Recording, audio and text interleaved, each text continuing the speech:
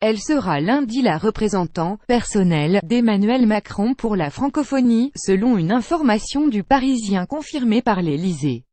La jeune romancière franco-marocaine Leïla Slimani, prix Goncourt 2016, 36 ans, doit être reçue à 15 h par le chef de l'État, qui a choisi le jour de l'attribution du Goncourt 2017 pour cette annonce.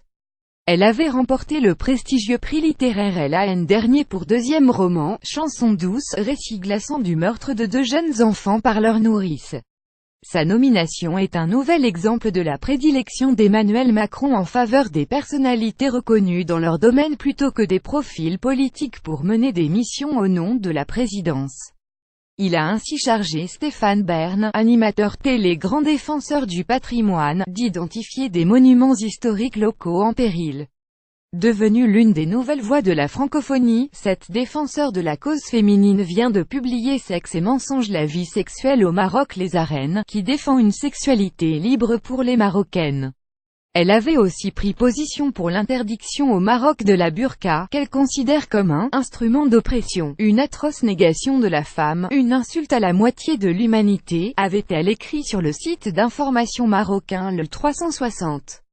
Le portefeuille de ministre de la Culture. Elle avait pendant la campagne fait la connaissance d'Emmanuel Macron et appelé publiquement à voter pour lui lors de l'entre-deux tours pour contrer Marine Le Pen, mais aussi, par adhésion, avait-elle expliqué en vantant la jeunesse et la modernité du candidat.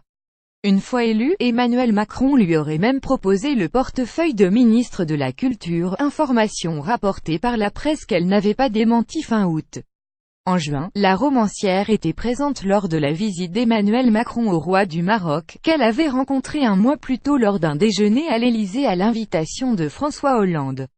Brigitte Macron avait aussi choisi un de ses textes le 15 octobre pour la dictée annuelle organisée par l'Association européenne contre les leucodystrophies, des maladies génétiques rares, dictée que l'épouse du chef de l'État avait lue devant des personnalités de la culture et du spectacle.